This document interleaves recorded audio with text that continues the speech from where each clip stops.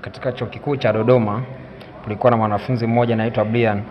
Alikuwa anasomea kozi ngumu sana, uhandisi, lakini moyo wake haukuwa darasani. Ulikuwa kama mrembo mmoja aitwaye Neema. Sasa hakuwa mtu wa mchezo.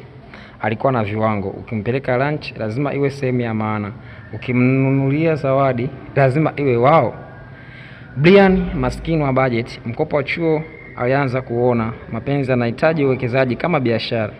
Hali sio mapenzi tena, hii ni mradi. Akaanza mradi wa mapenzi. Awamu ya kwanza, kumvutia. Brian alianza kumpeleka Neema sehemu za kisasa. Tatizo ni kwamba pesa alikuwa nazo zilikuwa ndogo. Basi akaanza mbinu. Anakopa kwa rafiki mmoja, anamlipa kwa mwingine.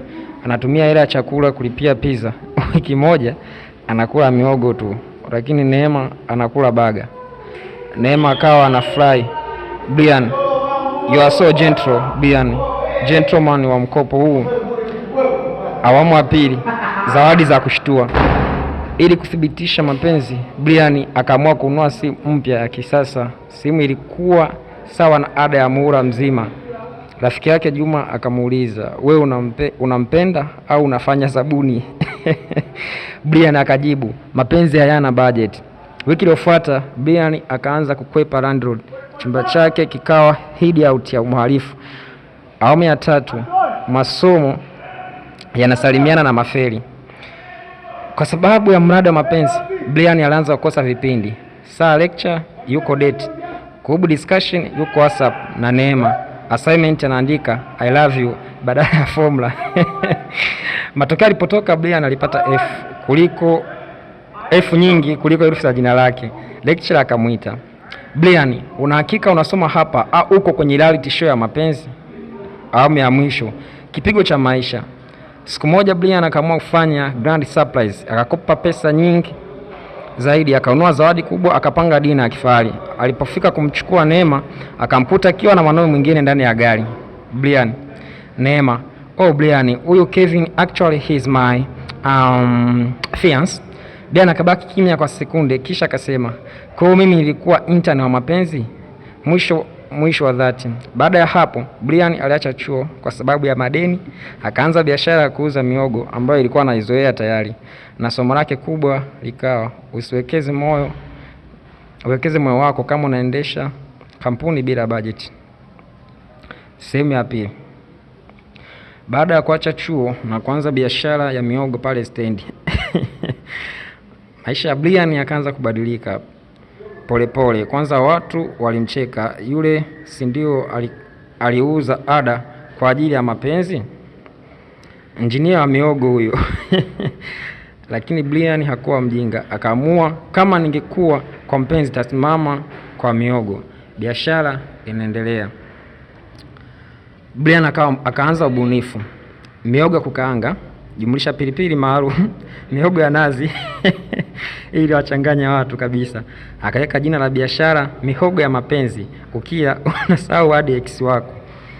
Wakawa wengi, wanafunzi, madereva, hata baadhi ya lecturers walikuwa wanamkumbuka. Siku moja lecturer wake wa zamani akaja kununua.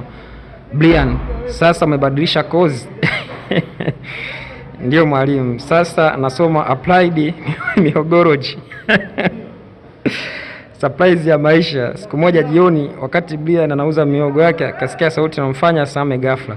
Samani, unauza mpaka juisi? Alipogeuka ni Neema. Lakini safari hii hakuwa na gari la kifahari, hakuwa na Kevin, alikuwa mpole sana.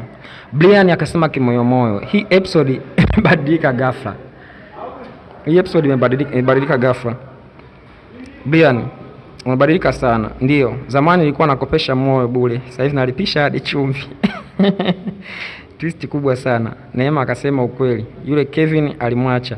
Maisha ya soft life yakawa magumu. Akaanza kumkumbuka Brian. Kisha akasema, naomba tuanze upya. Watu waliokuwa wananunua mihogo wakanyamaza kimya. Hata pilipili ilisimama. Uamuzi wa Brian. Brian akavuta pumzi ndefu. Neema, zamani nilikuwa nawekeza kila kitu kwako. Nilikuwa nawekeza kile kitu kwako hadi nikajisahau. Sasa nimejifunza kitu. Lazima nijipende. Akamkabidhi pakiti ya miogo. Hii ni bure, lakini mume wangu sasa si bure tena. Wateja wao. Baada ya siku hiyo, Brian aliendeleza kukuza biashara yake, akafungua kibanda kikubwa zaidi, akaanza hata kufundisha. Biashara yake ilikuwa imekuwa vibaya sana. Vibanda vingi mjini, delivery kwa bodaboda, watu wanaagiza kupitia WhatsApp na slogan ile maarufu, ukila unamsahau ex wako. Maisha mapya ya Brian.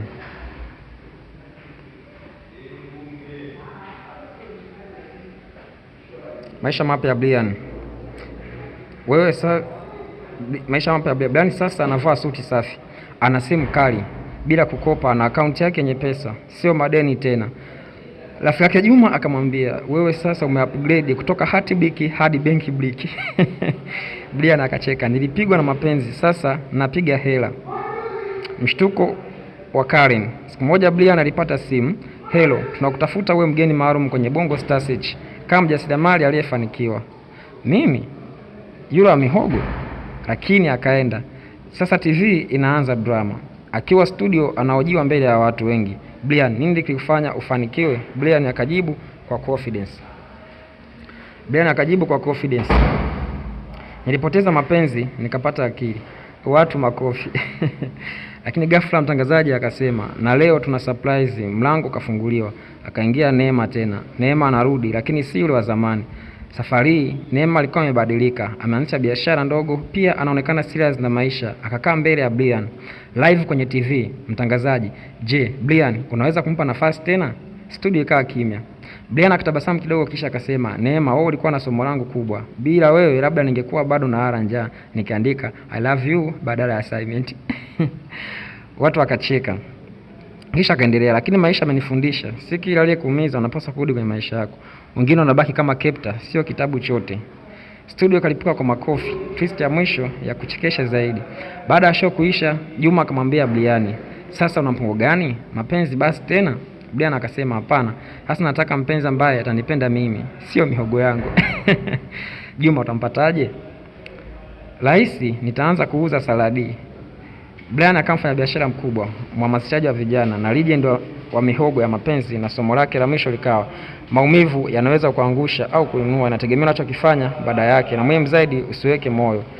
Huu ndio unakuwa mwisho wa story yetu ya Brian, ambaye alikuwa ni mwanafunzi wa chuo kikuu cha Dodoma, ambaye alijichanganya katika boom lake, yeye akawa naonga, na mwisho wa siku anakuja kuwa tajiri mkubwa. Kama umependa video hii, usahau kulike, subscribe na kushare kwa ajili ya muendelezo.